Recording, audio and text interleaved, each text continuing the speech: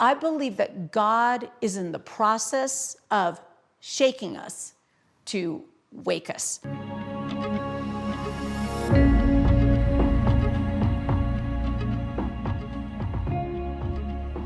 Okay, so today I'm going to be talking to you about strong in hope. Strong in hope.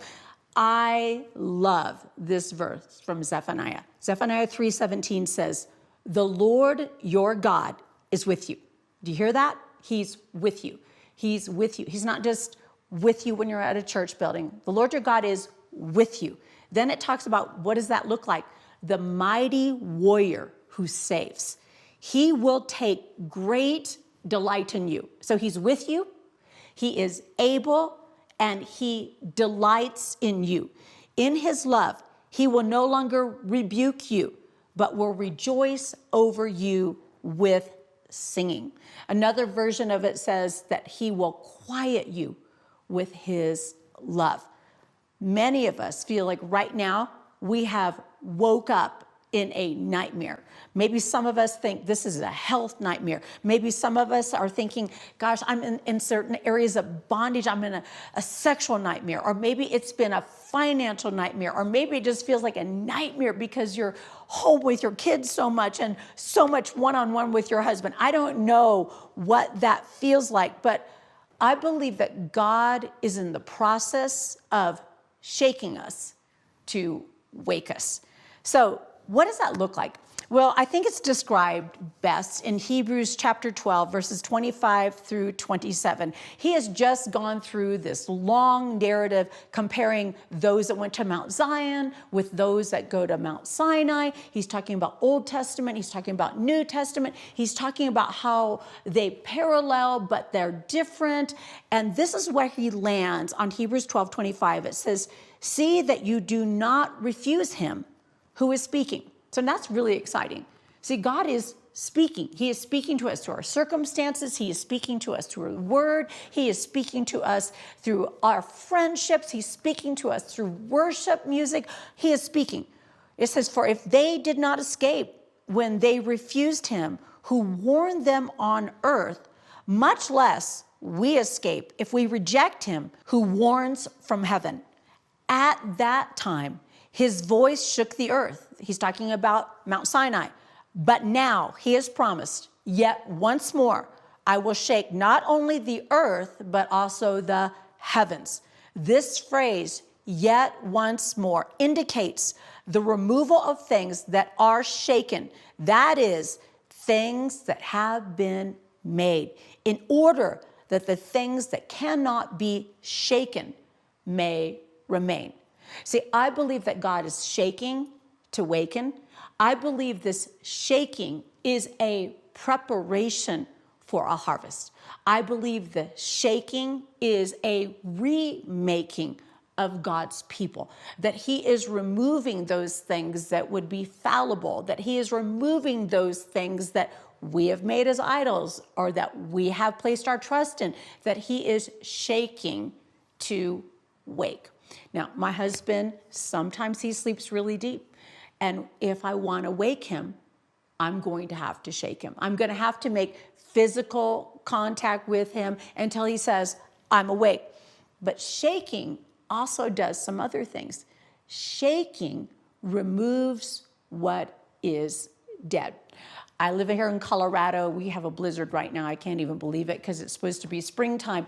But when the winds blow through, the wind shakes the trees and it removes the dead branches. It removes the dead leaves. So shaking will remove the dead things in our lives, those things that are no longer going to serve us, those things that no longer are a source of life for us. It also harvests what is ripe. And that's a good thing. We want to see harvest. We used to live in Florida, and there would be these massive orange groves, and the trees would just be covered with oranges. And I wondered sometimes, how do they get all of these picked? Because they're all ripe at the same time.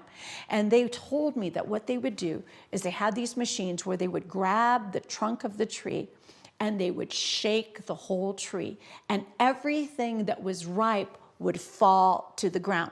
So it wakes us, it removes what is dead, and it harvests what is ripe in our lives. You know, sometimes we say, God, I want to see more fruit in my life. And he said, okay, we're going to do a shaking here so that those things that are ripe, they're going to be seen. I'm going to prune so that you can have more fruit. But it also does something really interesting. It unifies what is disjointed. If I see a container of red sand and a container of blue sand, and I put them together and shake them, they're going to become purple sand. And it's going to be something that can never be separated again. I do believe that God is wanting to shake his church so that the church will no longer be disjointed, but that the church will begin to be unified, strong in hope. So God is actually wanting to put hope on the other side. You think, I don't like this shaking. I don't like this shaking. I don't like what's going on. Well, there's something on the other side of it. So if we're going to be strong in hope, we need to get that hope set before us. Hebrews 12:28 says, therefore, and it's a progression. Therefore, let us be grateful for receiving a kingdom that cannot be shaken. And thus let us offer to God acceptable worship with reverence and awe, for our God is a consuming fire. He's going to consume the things that once consumed us, so that he alone is what we are in awe and in wonder of. We are approaching a kingdom that cannot be shaken. And that's actually a good thing, because our governments can be shaken, our financial systems can be shaken, our families can be shaken, our health systems can be shaken. And God is saying, all right, I'm going to change the narrative here. So he's moving us back into his dream. When my kids were little and they had a nightmare, I didn't respond by giving them a list of rules. When my kids woke up during the night frightened, which I think is kind of this situation where a lot of us are saying, hey, what's going on? Or waking up going, hey, what just happened? And God is saying, okay, I'm going to tell you how I respond. When you're afraid, God doesn't turn away. He actually moves in closer. When my children were afraid during the night, I didn't say things like, this is stupid. Why are you being afraid? I would either climb in bed with them and sing them songs, or I would bring them into my bed with me. Why? Because I wanted them to know that I was near and that I was present and that I wanted to comfort them. It's what we opened up with in Zephaniah. When we find ourselves shaken, we find ourselves frightened, we need to draw near to God. So God isn't in a season of withdraw. God is in a season of draw near to me, because I long to draw near to you. And you think, well, I don't know what's going on right now. I don't know what's going on. But I do know this. God does. See, God has a plan. I remember one of the very first times that I heard God audibly give me a scripture reference was Jeremiah 29, verses 11 and 12. And this is what it says. God is saying, for I know the plans I have for you. This is God talking to me. This is God talking to you. For I know the plans I have for you, declares the Lord. Plans for welfare and not evil. Did you hear that? This is a plan for welfare. This is a plan for wellness and not evil, to give you a future and a hope. Then you will call upon me and come and pray to me, and I will hear you. See, God has a plan. I don't know the plan. You don't know the plan. And God is saying, you don't need to. You don't need to know the plan. You just need to know that the plan is good, that the plan is for hope, that the plan is for future. When my boys were little, and we would go to the store, I would try to surprise attack them. I would never say, hey, we're going to go to the store in an hour, because then I knew they were going to like try to get out of that. So I'd be like, hey, everybody, just get in the car. And they would go into panic. Wait, where are we going? How many errands are we going to run? Will we be back? Can I stay home? Am I going to get a shot? There was all of these questions. How many stores are we going to? How long is this going to take? And I would just say, guys, I don't know, but get in the car, because there is a plan. I don't know how long that's going to take, but it is for good. It is not for harm. It's possibly for groceries. Maybe I'll give you a treat. And you just need to get in and enjoy the ride. God is a good God. God is a good God.